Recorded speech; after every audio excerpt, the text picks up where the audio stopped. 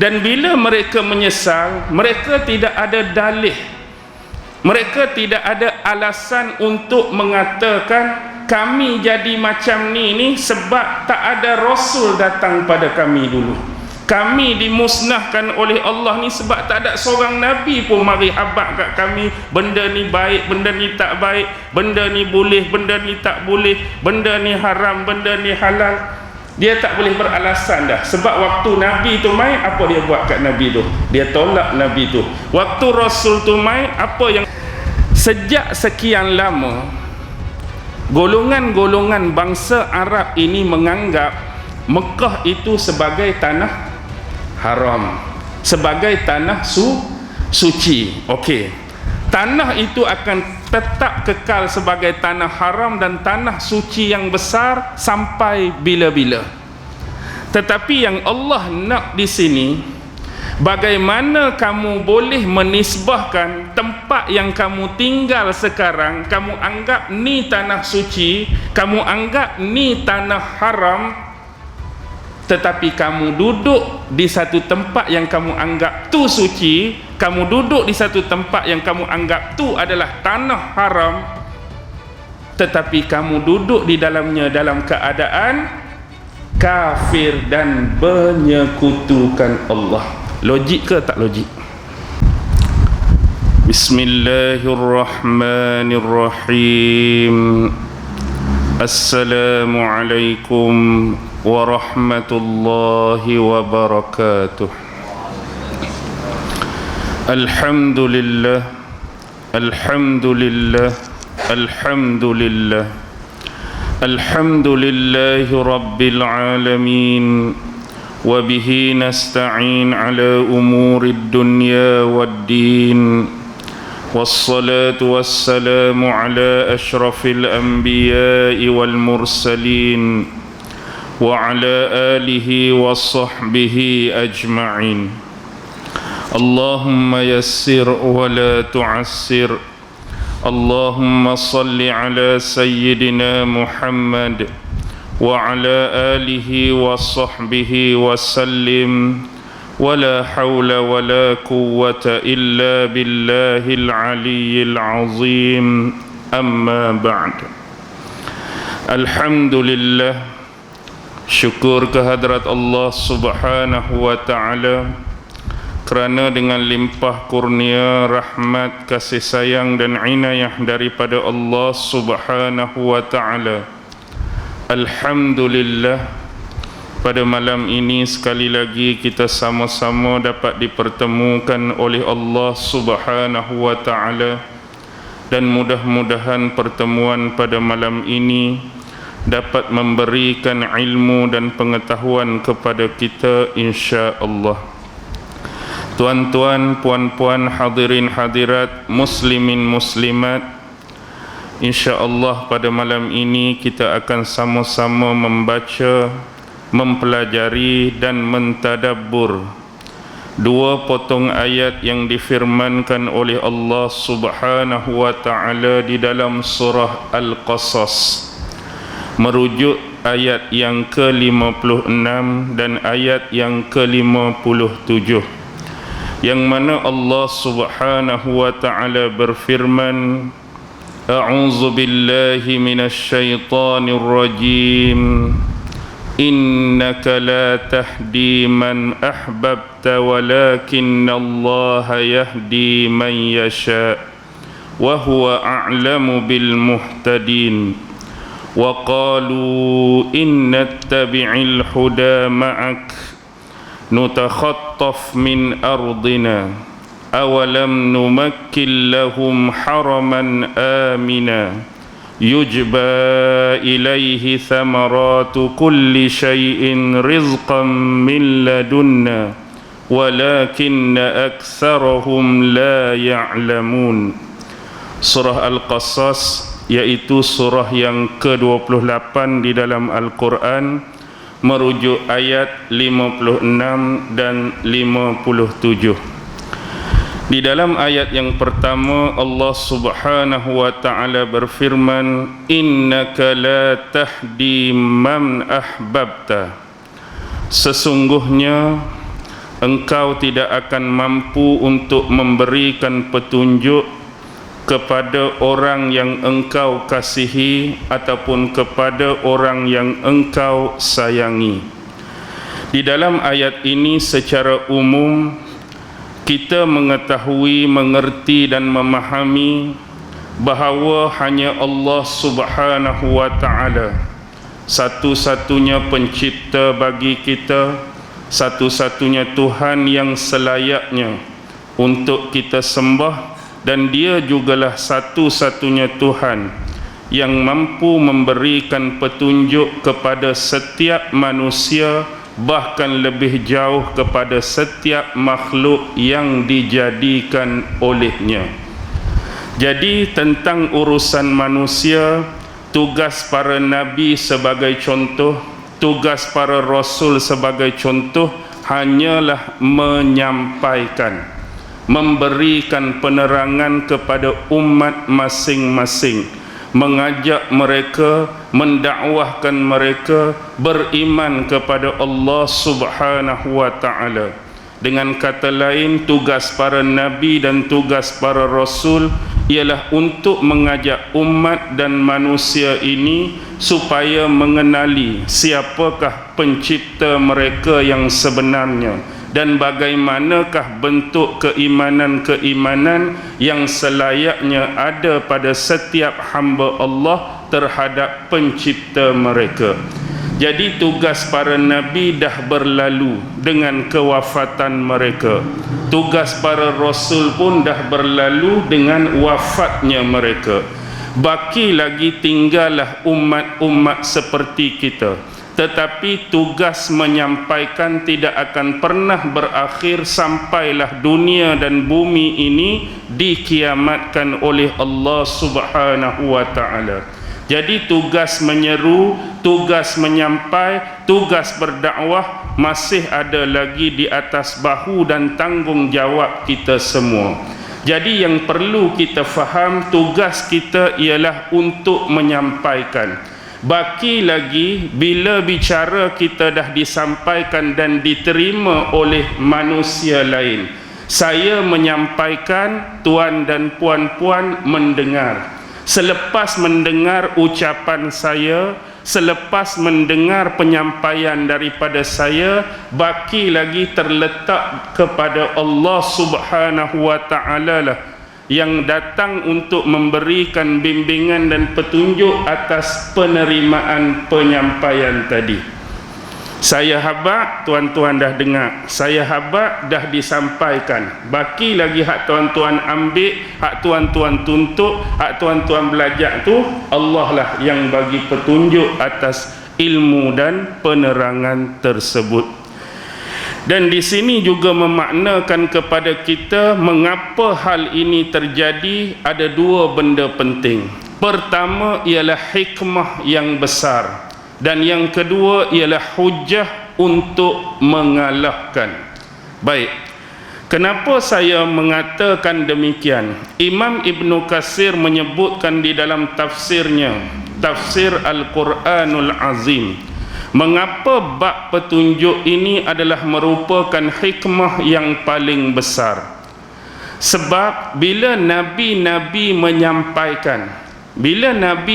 menyampaikan, pastinya ada keinginan para nabi, ada keinginan para rasul, apa yang disampaikan ini diterima dengan baik oleh pengikut ataupun kaum masing-masing. Dan nabi dan rasul mengharapkan penerimaan ini akan mendatangkan petunjuk ataupun hidayah kepada mereka. Semua nak demikian. Kalau kita hari ini menyampaikan sesuatu yang baik kepada orang lain, tak ada tujuan kita, niat kita nak suruh orang jadi baik. Kalau kita menyampaikan sesuatu yang elok kepada orang lain, tak ada benda lain, nak suruh orang jadi elok. Tetapi seseorang tu nak jadi baik, bukan kerja kita. Seseorang tu nak jadi elok, bukan kerja kita. Seseorang tu akan terima atau menolak pun bukan kerja kita. Itu adalah petunjuk daripada Allah Subhanahu wa ta'ala. Baik, daripada sini apa hikmah yang paling besar bila kita melihat sirah perjalanan para nabi dan rasul setiap zaman. Setiap nabi dah dakwahkan apa yang wajib bagi mereka sampaikan kepada umat masing-masing. Di sana, di dalam kisah-kisah yang dirakamkan oleh Allah dalam Quran, ada sebahagian umat tersebut menerima, ada sebahagian yang lain, terutama konteks yang lebih besar, yang menolak. Jadi kita dapat dua di sini. Bila Nabi dan Rasul berdakwah, ada orang terima dan ada orang yang menentang dan menolak. Itu satu benda, pengetahuan untuk kita. Tetapi biasa di pengakhiran kisah para Nabi dan Rasul, apakah yang sering berlaku kepada mereka-mereka yang menentang para Nabi dan Rasul? Kesudahan pengakhiran kehidupan mereka apa jadi?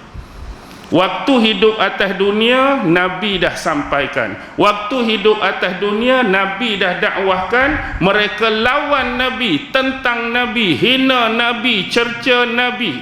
Tetapi kesudahan di pengakhiran juga Allah rakamkan dalam Quran.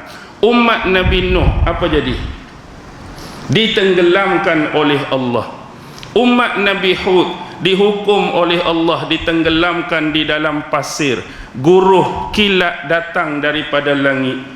Umat Nabi Saleh gempa bumi, guruh pekikan kuat daripada langit. Umat Nabi Lut diterbalikkan muka bumi sampai jadi laut mati sekarang. Jadi pilihan dan ikhtiar ada di tangan kita. Allah dah tunjuk jalan mana yang patut kamu pilih. Jalan yang menjadi pengikut para Nabi dan Rasul atau jalan menjadi pengikut penentang para Nabi dan Rasul, kamu boleh pilih. Sebab kesudahan tu Allah cerita. Kalau kesudahan tu tak ada, kesudahan tu zero, kesudahan nothing, dia tidak mendatangkan apa-apa. Aku nak suka, aku terima. Aku nak tak suka, aku lawan. Itu tidak membezakan. Tetapi yang membezakan apa jadi nasib pengakhiran kepada yang menerima dan apa yang jadi nasib pengakhiran kepada yang menentang. Di sinilah pilihan di tangan kita. Kita nak jadi tak kepada sama seperti penentang kaum Nabi Nuh? Nak jadi lagu tu? Hati kita, pilihan kita. Kita nak jadi tak sama seperti pengakhiran penentang kaum Nabi Hud, kaum Nabi Lut, kaum Nabi Ibrahim, kaum Nabi itu, kaum Nabi ini. Jadi ini adalah pengajaran daripada kisah Al-Quran untuk kita membuat pilihan. Itu hikmah yang cukup besar. Maknanya petunjuk itu terlalu mahal.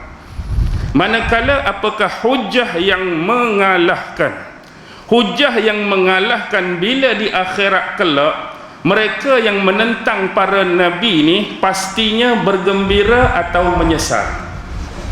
Mereka pasti menyesal dengan apa tindak tanduk perbuatan dan tingkah laku mereka sewaktu hidup mereka bersama Nabi itu dulu. Bila penghujung mereka, Allah dah azab. Bila penghujung mereka, Allah dah musnahkan, pasti mereka menyesal. Dan bila mereka menyesal, mereka tidak ada dalih, mereka tidak ada alasan untuk mengatakan kami jadi macam ni sebab tak ada Rasul datang pada kami dulu. Kami dimusnahkan oleh Allah ni sebab tak ada seorang Nabi pun mari habaq kat kami. Benda ni baik, benda ni tak baik, benda ni boleh, benda ni tak boleh, benda ni haram, benda ni halal. Dia tak boleh beralasan dah. Sebab waktu Nabi tu mai, apa dia buat kat Nabi tu? Dia tolak Nabi tu. Waktu Rasul tu mai, apa yang dia buat kat Nabi tu? Dia tolak Nabi tu. Jadi tak ada alasan. Inilah hujah Allah atas mereka. Baik, bila menyebut petunjuk secara umum, petunjuk secara umum ni, sebab itulah kita ni diminta untuk apa? Untuk mencari petunjuk Allah. Sebagai hamba Allah, kita tahu dengan segala sifat kelemahan, segala sifat kekurangan yang ada pada kita, dan yang paling penting kita nak dapatkan petunjuk, kena cari jalan-jalan, kena cari sumber-sumber, kena cari punca-punca yang boleh mendatangkan lorongan petunjuk untuk kita. Sebab Allah dah bagi tahu jalan-jalan petunjuk itu banyak cabang dia, banyak bahagian dia. Bukan kata petunjuk ni hanya dakwah, bukan kata petunjuk hanya menyampaikan, tidak. Bahkan petunjuk Allah boleh datang melalui pemerhatian terhadap alam semesta yang dijadikan oleh Allah. Ada orang dia merenung kejadian tertentu makhluk Allah, ada orang berfikir kejadian tertentu makhluk Allah. Dengan perbuatan merenung dan berfikir, Allah bagi petunjuk pada dia untuk makin dekat kepada Allah. Dan ada orang datang dalam bentuk lain, bentuk kejadian atau peristiwa mungkin. Sebelum ni hidup lalai, sebelum ni hidup leka, sebelum ni hidup terumbang-ambing. Maksudnya soal halal haram letak tepi, soal baik tak baik letak tepi. Tiba-tiba bayangkan contoh, terjadi sesuatu peristiwa, terjadi sesuatu kes yang amat menyayat hati dalam hidup dia, yang menyebabkan dia berubah. Sebelum ni tak ingat apa. Jadi bila Allah jadikan satu peristiwa tu, dia jadi teringat balik. Aku ni banyak lalai, aku ni banyak lupa, aku ni banyak tinggal tu, banyak tinggal ni. Menyebabkan peristiwa tu mendatangkan salah satu bentuk petunjuk atas diri dia. Ada petunjuk datang melalui cara tu. Ada petunjuk datang melalui kajian. Berapa banyak dalam sejarah manusia yang bersifat non-Muslim, bukan orang Islam pun. Dia kaji mungkin binatang tu, dia kaji bukit tu, dia kaji gunung ni, dia kaji laut ni. Dan bila dia kaji benda tu, kaji benda ni, dan temukan daripada literature dan sumber-sumber agama, betul lah Quran kata macam ni, ni betul lah Tuhan kata macam ni, dah padankan dengan kajian dia, boleh datangkan petunjuk untuk dia. Jadi cabang kepelbagaian petunjuk tu banyak. Jadi kita carilah seberapa banyak jalan-jalan dan punca petunjuk. Harap-harap salah satu daripada cabang itu adanya petunjuk untuk kita. Okey. Innaka la tahdi man ahbabta. Sesungguhnya engkau tidak akan mampu memberikan petunjuk kepada orang yang engkau kasihi. Walakinnallaha yahdi man yasha. Tetapi Allah lah yang akan memberikan petunjuk kepada sesiapa yang dikehendaki. Allah akan bagi petunjuk kepada siapa saja yang Allah hendak. Kita tak boleh nak menentukan orang ni akan dapat petunjuk, orang ni akan dapat petunjuk, orang ni akan dapat petunjuk, orang ni tak dapat, orang ni tak dapat. Bukan kita yang menentukan. Tugas kita sampaikan, tugas kita ceritakan, tugas kita bagi penerangan. Baki lagi Allah lah yang akan memberikan petunjuk. Wa huwa a'lamu bil muhtadin. Dan Allah jualah yang lebih mengetahui siapa yang mahu menerima petunjuk. Allah juga tahu siapa yang nak kepada petunjuk tu.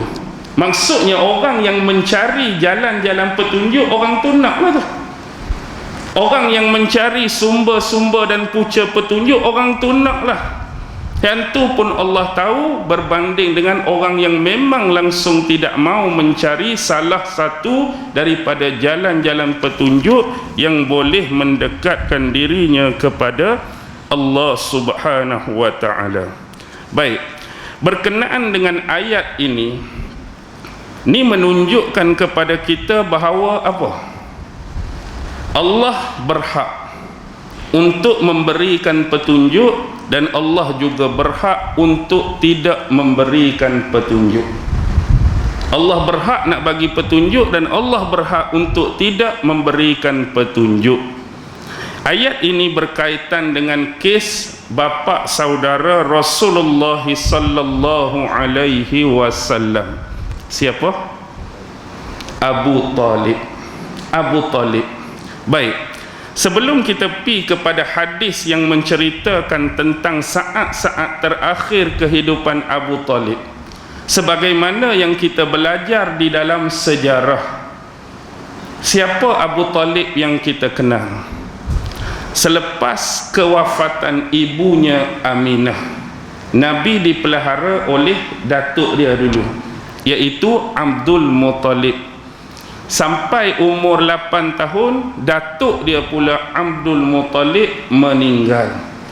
Bila meninggal datuk dia, kira orang hak paling hampir dan dekat. Bapa dah pergi sebelum Nabi lahir lagi. Mak meninggal waktu Nabi umur 6 tahun. Kalau kita lah ni tahap bayar tadika, mak tak ada. Darjah 2, tok hak jaga kita pula tak ada. Jadi urusan tanggungjawab penjagaan terhadap Rasulullah seterusnya diambil oleh salah satu anak Abdul Muttalib. Siapa? Abu Talib. Abu Talib ni bukanlah seorang di kalangan anak Abdul Muttalib yang kaya raya. Yang kaya raya dan terkenal ialah Abbas, atau kaya. Yang kira gedebe siapa? Gedebe. Kira hak orang takut tu Hamzah lah, pak saudara dia yang digelar singa Allah. Satu lagi hak orang gerun, hak dihormati, itulah Tabbat yada Abi Lahabin tu, Abu Lahab tu pak saudara Nabi juga. Tapi Abu Talib yang pelihara Nabi, sebuah keluarga yang cukup sederhana. Dan kita tahu Abu Talib menyayangi Rasulullah. Memang kalau istilah moden hari ini, dia menyayangi Rasulullah secara naluri, bukan setakat secara syar'i. Naluri ini atas dasar hubungan kedekatan, hubungan kekerabatan, hubungan persaudaraan, hubungan darah. Hubungan syar'i ini secara syarak. Kita kasih pada Nabi, kita bukan anak beranak Nabi. Maksudnya kita tu bukan anak beranak Nabi, bukan adik-beradik Nabi, bukan ahli keluarga Nabi, tapi kita kasih Nabi atas dasar syarak agama minta kita menyayangi, mengasihi baginda. Tapi ini jauh daripada apa yang dikatakan syar'i, naluri, anak saudara. Baik, kita tahu dalam sejarah Abu Talib jaga Nabi, pelihara Nabi sejak kecil. Setelah umur 8 tahun tadi, dialah yang banyak apa dia? Melindungi Rasulullah. Dialah banyak membantu Rasulullah. Bahkan dia sentiasa berpihak di pihak Rasulullah. Walaupun dia tu tak masa tu dia tak menerima agama Islam yang dibawa oleh Nabi, tetapi bila orang kafir Quraisy nak kacau Nabi, nak buat macam-macam kat Nabi, dia protect Nabi. Dia defend Nabi, dia sayang anak saudara dia. Dan kita juga tahu dalam sejarah pengorbanan begitu besar yang dimainkan oleh Abu Talib terhadap kehidupan dan dakwah Nabi. Tetapi itulah lumrah kehidupan. Abu Talib sayang Nabi, dan pastinya Nabi pun sayangkan bapa saudara dia Abu Talib seperti bapa sendiri. Dan dalam kitab Sahihaini, apa dia Sahihaini? Bukhari dan Muslim, diceritakan saat-saat Abu Talib ni dalam keadaan, kalau kita kata penghujung kehidupan, nazak. Rasulullah datang ke kediaman Abu Talib untuk menjenguk dan melihat keadaan bapa saudaranya yang dikasihi. Jadi bila tiba di sana, Rasulullah mendapati dah ada 2 orang. Siapa dia 2 orang yang mendahului Rasulullah? Satu Amru bin Hisham. Amru bin Hisham ni ialah Abu Jahal. Dan seorang lagi ialah Abdullah bin Abi Umayyah bin Al-Mughirah. Dua-dua ni antara orang yang kuat menentang Nabi, kafir musyrikin Mekah, tokoh yang dihormati dan disegani. Jadi bila berada dekat bapa saudara dia, Secara ringkas, apa yang Rasulullah minta bapa saudara dia ucapkan? Wahai bapa saudaraku, ucaplah kalimah la ilaha illallah. Ucaplah kalimah la ilaha illallah. Moga-moga dengan kalimah ini aku akan dapat membela kamu di hadapan Allah di akhirat kelak. Kalau kamu ucap kalimah la ilaha illallah ni, moga-moga dengan kalimah yang aku minta kamu ucap, dan kalau kamu ucapkan dengan kalimah lah ni, aku akan dapat membela kamu di hadapan Allah di akhirat kelak. Bila Nabi minta pak saudara dia Abu Talib ucap kalimah ni, apa dua orang tadi kata? Wahai Abu Talib, seolah-olah mereka silang hak Nabi cakap tadi. Apakah kamu membenci agama Abdul Muttalib? Maksudnya menggunakan perkataan Abdul Muttalib itu agama nenek moyang kita. Apakah kamu membenci agama Abdul Muttalib? Diam, tak kata apa pak saudara Nabi. Dan berterusan Nabi menawarkan ucapan kalimah tersebut kepada bapa saudara dia Abu Talib. Ucaplah la ilaha illallah. Habis Nabi suruh kawan tu pula, apakah kamu membenci? Duk sit duk. Kalau kita main gasing ni, tahu pernah main gasing tak? Duk main aku pangkah hang pangkah, aku pangkah hang pangkah. Ni contoh, jangan mengumpamakan benda tu dengan main gasing. Cuma saya nak habaq tu, kita silang dia pangkah, kita silang dia pangkah. Jadi sampailah akhirnya ke pengakhiran, seolah-olah ucapan tersebut tetap tidak diucapkan oleh bapa saudaranya Abu Talib. Lalu apa yang disebutkan oleh Rasulullah? Wahai bapa saudaraku, sesungguhnya aku akan mendoakan keampunan buatmu. Aku akan mendoakan keampunan buatmu selama mana aku tidak dilarang untuk mendoakan untuk kamu. Dah bila bapa saudara dia meninggal dalam keadaan tidak mau mengucapkan kalimah syahadah ataupun kalimah tauhid tadi, maka Rasulullah berkata, wahai bapa saudaraku, aku akan mendoakan kepadamu. Maksudnya minta dengan Allah selama mana kalau aku tidak dilarang untuk berbuat demikian. Atas sebab itulah turunnya surah At-Taubah ayat 113. Cuba cek ayat Taubah 113. Kalau salah tolong betulkan. Seingat saya, wa ma kana lin nabi wallazina amanu an yastaghfiru lil musyrikin walau kanu uli qurba. Wa ma kana lin nabi, tidak patut bagi nabi, wallazina amanu, dan orang-orang yang beriman. Tak patut, walaupun bagi nabi tak patut, orang beriman pun tak patut, an yastaghfiru lil musyrikin, untuk mendoakan apa? Mendoakan keampunan bagi mereka-mereka yang mensekutukan Allah, mensyirikkan Allah, walau kanu uli kurba, walaupun orang yang syirik tadi yang ingin kita doakan tadi daripada kalangan kaum kerabat kita sendiri. Betul 113? Taubat 113. Tu. Jadi bila Nabi habaq lagu tu mula-mula, turunlah ayat 113 tu. Tak patut ni baik buat ke baik tak buat? Baik buat ke baik tak buat? Bila Allah kata tak patut bagi Nabi dan tak patut bagi orang beriman nak mendoakan apa dia?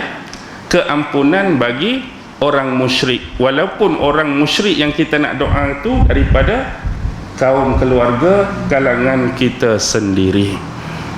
Selepas itulah baru turunnya ayat ni, innaka la tahdi man ahbabta, sesungguhnya engkau tak akan mampu memberi petunjuk kepada orang yang engkau kasihi.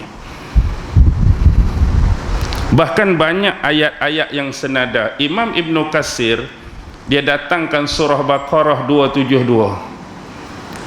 Surah Baqarah 272, laisa alaika hudahum Walakinnallaha yahdi man yasha. Bukanlah kewajipanmu untuk menjadikan mereka itu mendapat petunjuk. Bukan kewajipan kamu nak jadikan mereka itu dapat petunjuk. Kewajipan kamu menyampaikan. Walakinnallaha yahdi man yasha, tetapi Allah lah yang akan memberikan petunjuk kepada sesiapa yang dikehendakinya. Dan juga dia datangkan satu ayat lain, Yusuf 103, wa ma aksarun nasi walau harasta bimu'minin. Dan sebahagian besar kebanyakan manusia ni tak beriman, walau harasta tu, walaupun kamu berkeinginan untuk mereka itu beriman. Kebanyakan manusia tu tak mau beriman, kebanyakan manusia tak beriman, walaupun nabi-nabi yang menyampaikan tu berkeinginan supaya mereka tu beriman. Jadi itu menunjukkan apa? Petunjuk tu milik Allah, bukan milik kita, bukan milik Nabi, bukan milik Rasul. Kalau milik Nabi, milik Rasul, apa akan jadi dalam kes Abu Talib ni? Kalau petunjuk tu milik Nabi, maksudnya pastilah Abu Talib akan beriman. Tapi sebab petunjuk tu adalah hak Allah, Nabi dah sampaikan, ucaplah la ilaha illallah, tak mau. Ucaplah la ilaha illallah, tak mau. Jadi baki lagi serahlah kepada Allah Subhanahu wa taala. Wallahu alam. Bukan wallahu alam habis. Allah, wallahu alam, Allah sajalah yang lebih mengetahui tentang kisah Nabi dengan puas saudara dia. Itulah nama apa? Lang kata awal sangat nak tahlil. Okey. Ada satu lagi hadis yang berkaitan. Jadi hadis ni tadi daripada Sahihaini, Bukhari dengan Muslim. Bahkan ada hadis lain. Kalau hadis yang saya baca tadi riwayat daripada Zuhri, Imam Syihabuddin Az-Zuhri, dia telah mendengar periwayatan ni daripada Sa'id bin Al-Musayyab. Sa'id bin Musayyab ambil daripada bapa dia, Al-Musayyab bin Hazim Al-Makhzumi. Manakala Imam Muslim dia ada satu riwayat lain, maksudnya jalur periwayatan hadis lain dengan Imam Tirmizi daripada Yazid bin Kaisan, daripada Abi Hazim, daripada jalur Abu Hurairah. Tetapi yang membezakan Imam Tirmizi, dia sebut hadis ni disifatkan sebagai hadis hasan gharib, sebab dia hanya mengenal hadis ni hanya melalui jalur Yazid bin Kaisan. Manakala Imam Ahmad bin Hanbal dalam Musnad juga ada meriwayatkan hadis tersebut, tapi dengan jalan Yahya bin Sa'id Al-Qattan, juga daripada Yazid bin Kaisan, daripada Abi Hazim, sampai kepada jalur yang sama Abu Hurairah. Baik, ada satu lagi kisah lain yang berkenaan dengan ayat ni. Bukan maksud ayat ni turun memang kes tadilah hak pak saudara Nabi, tapi ada ketika Rasulullah pernah membacakan ayat ni untuk satu peristiwa. Baik, Imam Ibnu Abi Hatim, selalunya kalau kita baca tafsir Imam Ibnu Katsir ni akan jumpa perkataan-perkataan dan periwayatan daripada Imam Ibnu Abi Hatim. Sebenarnya mungkin ramai tak tahulah, Imam Ibnu Abi Hatim pun ada tafsir dia sendiri, iaitu tafsir Ibnu Abi Hatim. Mungkin kita jarang jumpa, kita jarang jarang tahu adanya tafsir yang bernama tafsir Ibnu Abi Hatim. Baik, Ibnu Abi Hatim dia meriwayatkan, panjang riwayat tu kalau nak sebut satu-satu nama, tapi pengakhiran itu kisah tu sampai kepada Sa'id bin Abu Rashid. Sa'id bin Abu Rashid ni adalah salah seorang orang Arab. Jadi satu hari salah seorang utusan Kaisar Romawi, bukan Kaisar Rom tu sendiri, tapi utusan Kaisar Romawi datang menemui Sa'id bin Abu Rashid ni. Boleh faham tu maksud dia? Seorang utusan Kaisar Romawi datang jumpa Sa'id bin Abu Rashid. Jadi utusan Kaisar Romawi tadi khabar, sesungguhnya Kaisar Romawi telah menulis sepucuk surat untuk disampaikan kepada Rasulullah. Utusan tadi khabar dekat Sa'id, Kaisar Romawi dah tulis pucuk surat untuk disampaikan kepada Rasulullah. Jadi aku bawa surat ni untuk diberikan kepada kamu sebagai wakil. Bila kamu terima surat ni, kamulah orang yang jadi wakil untuk sampaikan pada Rasulullah. Boleh faham tu Jadi Sa'id bin Abu Rashid tadi setelah menerima surat daripada utusan Kaisar Romawi, dia bawa surat tu pergilah menemui Rasulullah.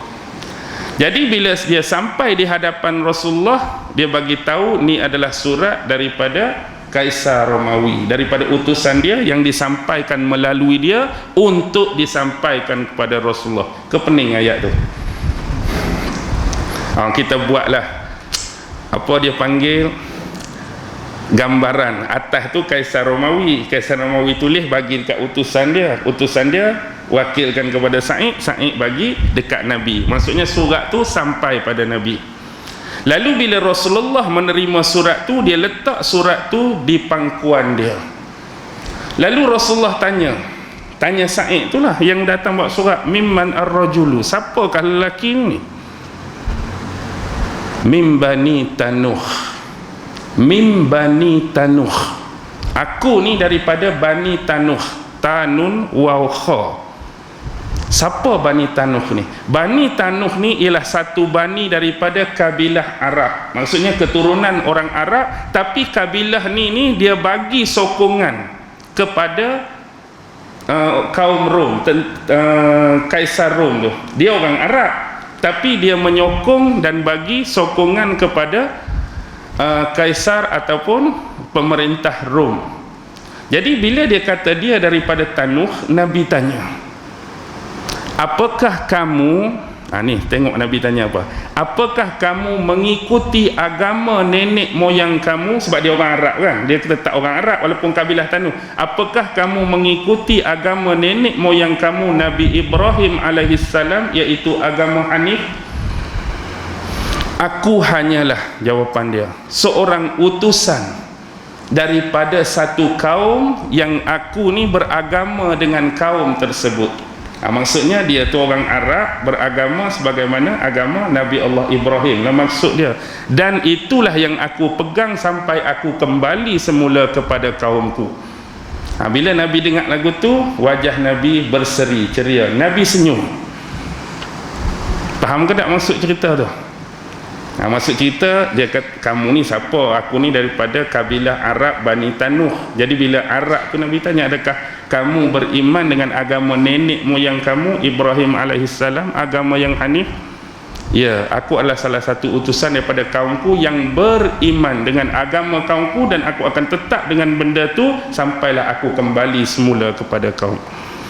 Jadi lepas Nabi senyum tu, Nabi bacalah ayat ni, innaka la tahdi man ahbabta walakinallaha yahdi man yasha wa huwa a'lamu bil muhtadin.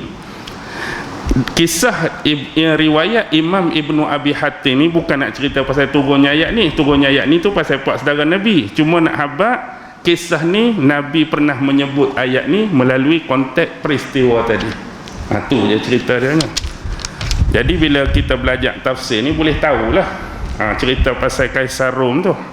Okey, ayat seterusnya ke isyak dalam nak masuk dah habis wa qalu innattabi'il huda ma'aka nutakhattaf min ardina. Wa qalu, mereka berkata, siapa mereka ni? Kafir-kafir musyrikin Mekah lah yang tak mau ikut tu. Mereka nak ikut tapi takut-takut kan. Innattabi'il huda ma'aka, sekiranya kami mengikuti petunjuk, mengikuti jalan kebenaran yang kamu dakwa ni jalan kebenaran, ni jalan hak sebenar wahai Muhammad, sekiranya kami ikut petunjuk ni bersama kamu, kami berimanlah, senang, kami beriman, kami ikut petunjuk bersama kamu, nutakhattaf min ardina, nescaya kami ni akan diusir keluar daripada negeri kami.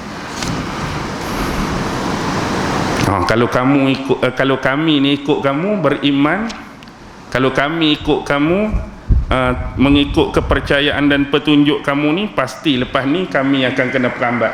kami kena akan diusir daripada negeri kami. Awalam numakkil lahum haraman amina.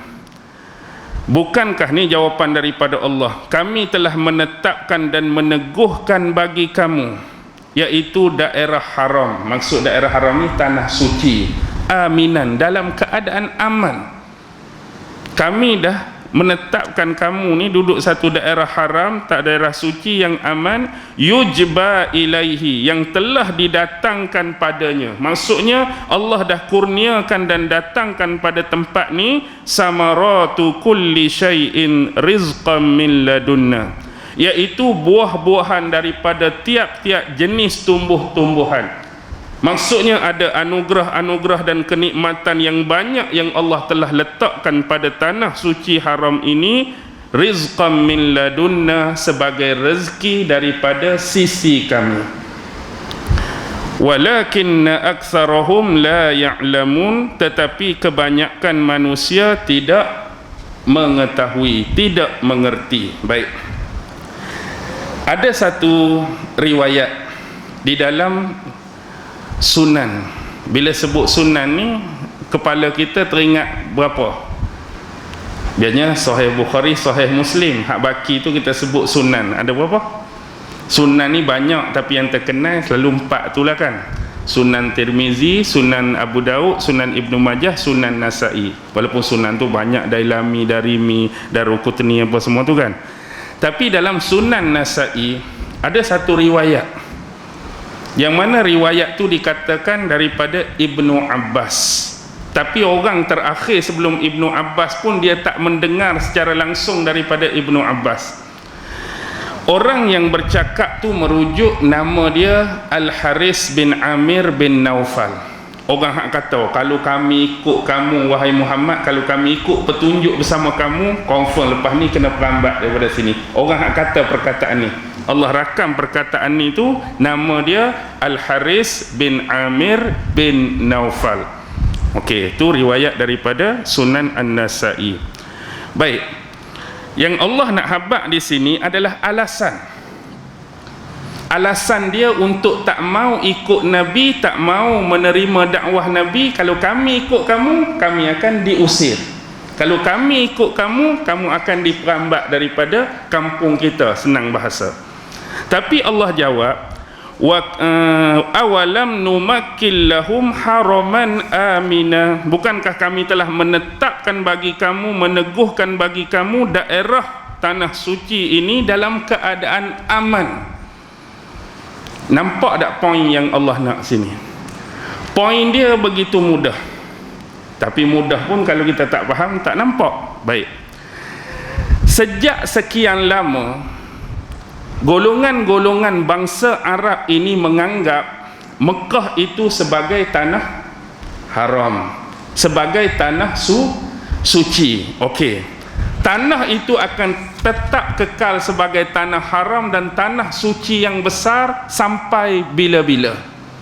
Tetapi yang Allah nak di sini, bagaimana kamu boleh menisbahkan tempat yang kamu tinggal sekarang, kamu anggap ni tanah suci, kamu anggap ni tanah haram, tetapi kamu duduk di satu tempat yang kamu anggap tu suci, kamu duduk di satu tempat yang kamu anggap tu adalah tanah haram, tetapi kamu duduk di dalamnya dalam keadaan kafir dan menyekutukan Allah. Logik ke tak logik?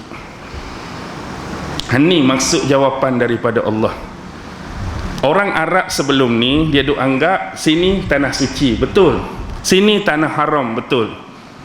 Tetapi bagaimana tanah yang kamu anggap suci, tanah yang kamu anggap haram, tapi kamu duduk dalam tanah yang kamu anggap suci dan haram tu buat sesuatu yang sebaliknya, iaitu melakukan kekufuran, menentang Nabi dan Rasul dan menyekutukan Allah.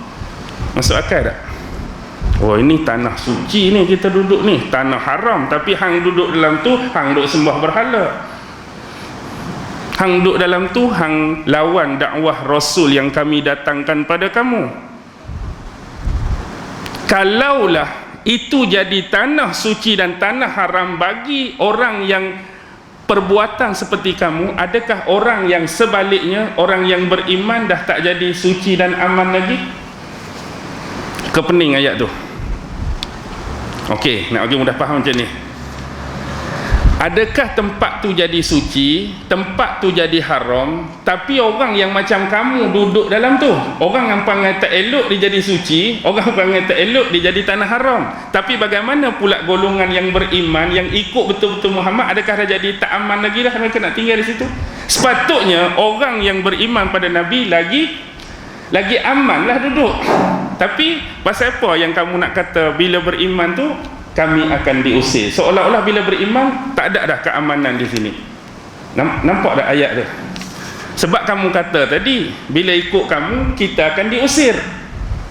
Tapi maknanya bila kita ikut kepercayaan yang sebenar, seolah-olah tidak jadi aman lagi dah tempat ni bagi orang yang beriman. Tapi orang yang buat macam-macam kamu tu tetap suci dan aman di sisi kamu. Jadi terbalik ikutlah. Ke tak faham lagi tu? Tak faham lagi ke dah faham? Nak buat ayat lagu mana ni? Kita nak buat ayat mudah. Kampung kita ni lah, kampung Sungai Burung. Dalam Sungai Burung ni geng-geng belaga ayam, contoh bukan ni, tapi nak abang, geng-geng belaga ayam, geng-geng berjudi, geng-geng minum arak. Tiba-tiba kampung kita kampung suci, kampung kita kampung yang aman. Kamu habaq kampung kita suci, aman, tapi perangai kamu tu tak seolah-olah tak menunjukkan kampung tu aman dan suci. Tapi bila orang betul-betul hak soleh duduk dalam tu, jadi kamu pula kerana dia soleh kamu nak halau pula dia tu. Jadi dia dah tak jadi aman bagi orang yang perangai baik betul-betul. Dia jadi aman orang perangai macam kamu tu. Boleh nampak dalam? Itulah poin dia nya. Jadi Allah nak balas balik dakwaan alasan mereka, kalau kami beriman kami akan dihalau, kami akan diperangi, kami akan diganggu. Jadi orang yang cakap macam tu kita sebut dah tadi siapa? Al-Haris bin Amir bin Naufal. Yujba ilaihi samaratu kulli syai'in rizqa min ladunna. Telah didatangkan pada tempat ni, tempat yang kamu anggap suci, tempat yang kamu anggap haram ni, Allah datangkan pelbagai jenis buah-buahan daripada macam-macam tumbuhan. Hak paling hampir di situ ialah Taif. Taif ni banyak mendatangkan sumber kepada tanah suci. Buah-buahan, buah kurmanya. Buah ni macam-macam, kurma ada lima, ada tin, ada zaitun ada. Lepas tu barang-barang dagangan pula hak masuk dalam Mekah. Sebab tu Nabi Ibrahim dulu dia doakan tak? Walaupun Mekah ni kita anggap gersang, kalaulah bayangkan tolak bangunan tu, tolak bangunan-bangunan ada, bagaimana kita boleh tengok kedudukan muka bumi sebenar Mekah? Bayangkan tak buat bangunan, bukit bukau je kan, berbatu, tak ada apa. Kalau kita ni tempat kita tak buat bangunan ni, kita boleh tengok ada tasik, ada sungai, ada laut, ada gunung, ada menghijau lain. Nak dekat macam tu. Tapi bila Nabi Ibrahim doa dulu supaya datang segala nikmat pada tempat ni. Hari ni apa saja yang kita nak kalau pergi Mekah, hatta kalau rasa nak makan durian boleh lepas tak? Tempat yang kita tak fikir pergi Mekah nak cari durian kan. Tapi ada tak orang jual durian? Ada tak orang jual durian di Mekah? Tuan-tuan tak pernah makan durian di Mekah? Saya pergi umrah first time 98, buka peti buah durian dalam tu. Saya boleh habaq ni sebab saya lalui dah. Kata daripada mana durian ni? Arab yang duduk depan tu kat cashier tu Indonesia. Maksudnya durian dari Indonesia diimport di sana. Jadi kalau rasa nak makan durian boleh makan. Barang-barang Cina apa yang tak masuk di Mekah sekarang?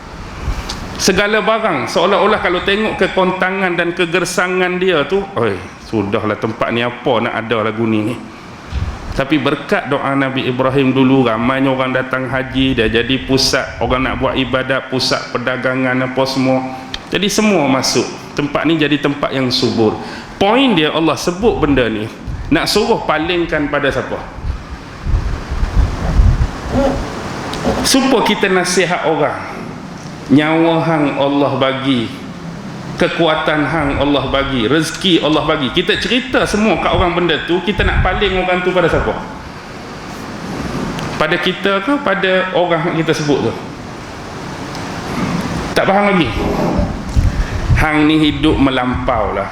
Dah lah Allah bagi kekuatan, Allah bagi hang sihat, Allah bagi hang keluarga bahagia, Allah bagi rezeki banyak, Allah tu, kita cakap macam tu nak palingkan dia pada siapa?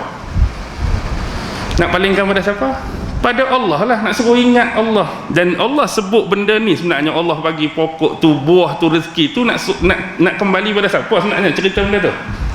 Pada dia. Tapi dalam masa yang sama, kamu anggap kamu duduk dalam tanah suci, tanah haram tu, kamu buat apa? Beriman pada dia ke sembah benda lain? Kamu beriman pada dia ke kamu kufur pada dia? Kamu menerima utusan dia ke kamu menolak utusan dia? Itulah sebab tu Allah kata walakinna aktsarahum la ya'lamun, kebanyakan daripada kamu tidak mengerti, tidak memahami. Boleh nampak dah? Nampak dah, beres dah. Isyak masuk dah? Masuk dah. Cukup dah 2 ayat kita nak baca. Jadi intisari malam ni ya, secara umum petunjuk tu lah. Petunjuk Allah itu adalah begitu mahal, bukan mudah untuk didapati.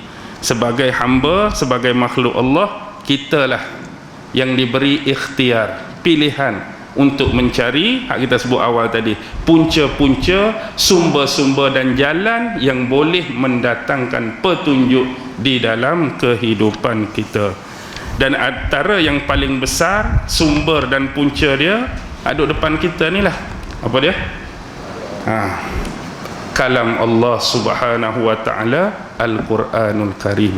Jadi jangan sesekali kita meninggalkan ataupun mengabaikan wahyu yang pernah diturunkan kepada Nabi Muhammad sallallahu alaihi wasallam. Jadi akhir kalam yang baik tetap datang daripada Allah, yang lemah dan kurang datang daripada kelemahan dan kesilapan diri saya sendiri. Wabillahi taufiq wal hidayah. Wassalamu alaikum warahmatullahi wabarakatuh.